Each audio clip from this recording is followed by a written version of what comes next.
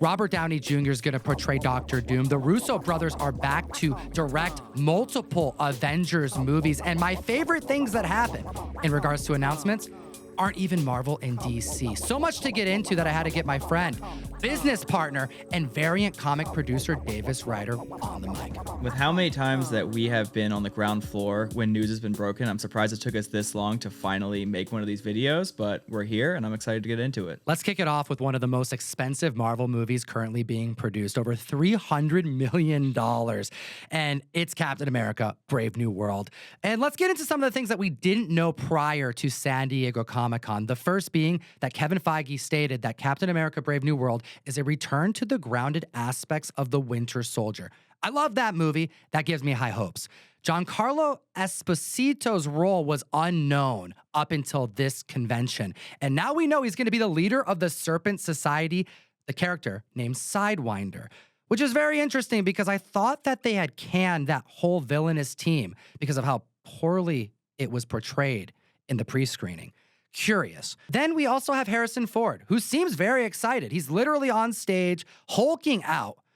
Not too sure about it. It's a little cringy. Honestly, though, the most important thing that came out of this panel, they announced that adamantium will be introduced into the MCU via the Celestial that's been sitting in the ocean all this time. People have been asking for years now what's going on with that, asking why they haven't touched on it. We finally now know that it is made of adamantium. Not only that, in the movie, a big plot point will be that different nations are going to be fighting for a piece of it. So we finally get a little bit of news on what's going on with that. You don't bring up adamantium unless there's more Wolverines in the MCU. And clearly, after Deadpool Wolverine, I think it's necessary. The next thing that we want to jump into, though, is Fantastic Four. Now, we do know the subtitle of this movie. This movie is now going to be officially titled Fantastic Four: First Steps. The director, Matt Shakman, came out. If you don't know, Matt Shakman directed every episode of WandaVision. He did a few episodes of Game of Thrones. He did a bunch of stuff on It's Always Sunny in Philadelphia. I think he's a good pick for the movie. I think it'll be fun. Now, while shooting just started the day of this filming, Tuesday the 30th, they actually did have some footage to show the crowd. I think it was some test footage, some early stuff they put together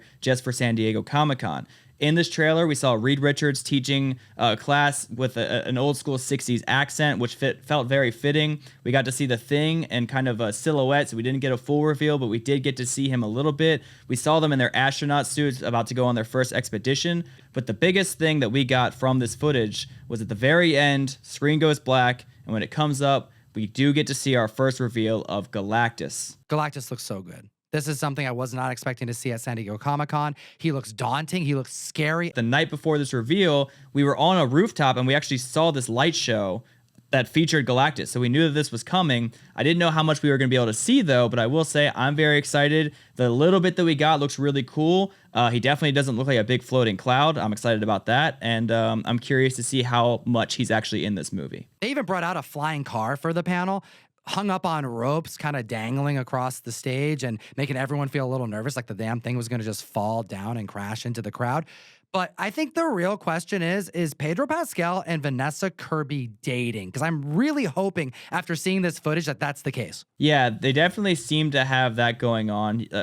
Pedro kind of like touches the back of her arm and then they hold hands for a little bit. So it definitely seems like there's something there, which I think is good. I think that bodes well for their chemistry in the movie if that's the case. Let's talk about Thunderbolts. I kind of forgot that this movie was happening, but it was so cool to see the cast on stage, especially David Harbour, fully suited as the Red Guardian, and it's so great to see him back in the suit. But he was the only one. I would have liked to see the rest of the cast suit up.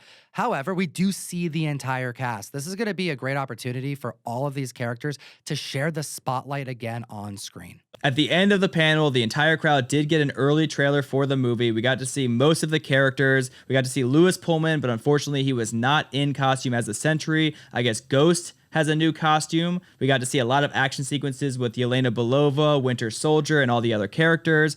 I'm personally really hyped for this movie. I'm definitely going to be there night one. I don't know about you, but I've been excited for this movie for a long time. Which brings us to possibly the most polarizing announcement of the entire convention. I'm seeing a lot of opinions about this, and I want to hear the community's thoughts in the comment section below. We're talking about the Avengers movie now. First, the Russo brothers are back. Didn't expect them to come on stage, and the fans loved it. They were freaking out. Almost as much as they were freaking out when they found out that the Avengers movie is going to be called Avengers Doomsday. They're directing that as well as Secret Wars. So clearly, the next big bad is not Kang. It's not even Galactus.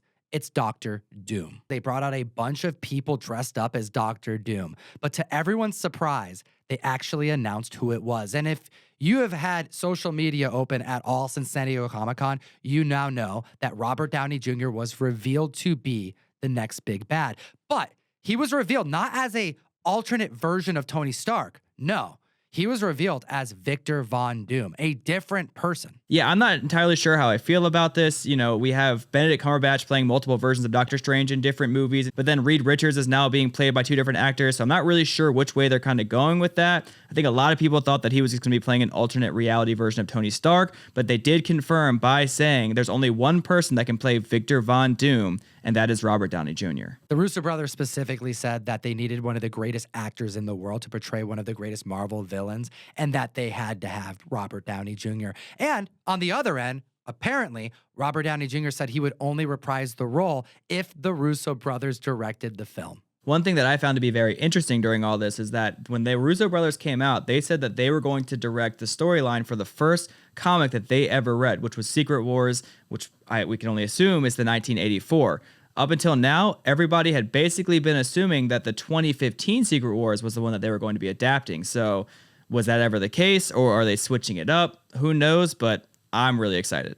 Now, that's a whole lot of Marvel, but we did get some news about DC Studios, and the news we got, I didn't even know we needed until I saw it.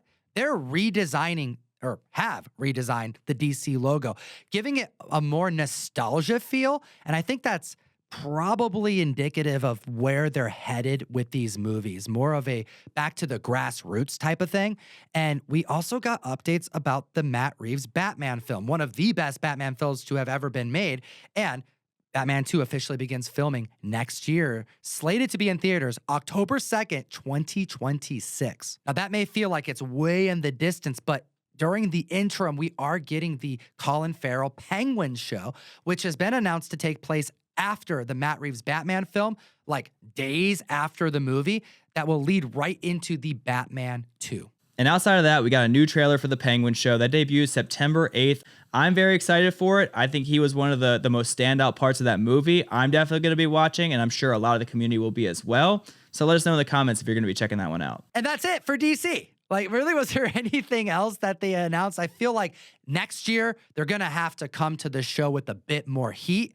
I digress, because let's take it away from superheroes and Marvel and DC and get to some of the most exciting things to me and to you, Davis. Yeah, man, there was a lot of exciting things from the Marvel panel. Obviously, Robert Downey Jr. as Dr. Doom, Galactus, all that stuff. But personally, this might come as a shocker, but my favorite part of all these reveals was the Dexter stuff.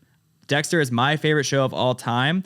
And we got two new announcements, two pretty big announcements from San Diego Comic-Con about Dexter. The first big thing, and real talk, on the con floor, you and I were talking about Dexter in anticipation for the panel, and your biggest complaint was that Michael C. Hall had, at the time, nothing to do with the new Dexter Original Sins series. And what we found out is that he has everything to do with it, and he's going to be doing the voice of the narrator. Yep, apparently he's also going to be producing, and he's going to be a little bit more hands-on than we initially thought. And as a little added bonus, we did get the opening sequence for Dexter Original Sin, which is basically a redone version of the original Dexter intro, but it definitely brought me back, and it got me pretty excited for it, I'm not going to lie. But that's not all. They blew every Dexter fan's minds, announcing that Michael C. Hall is reprising the role as Dexter in a new series. Dexter's New Blood sequel is coming. Yep, they announced another new series called Dexter Resurrection, which apparently takes place moments after Dexter New Blood ended. And spoiler alert,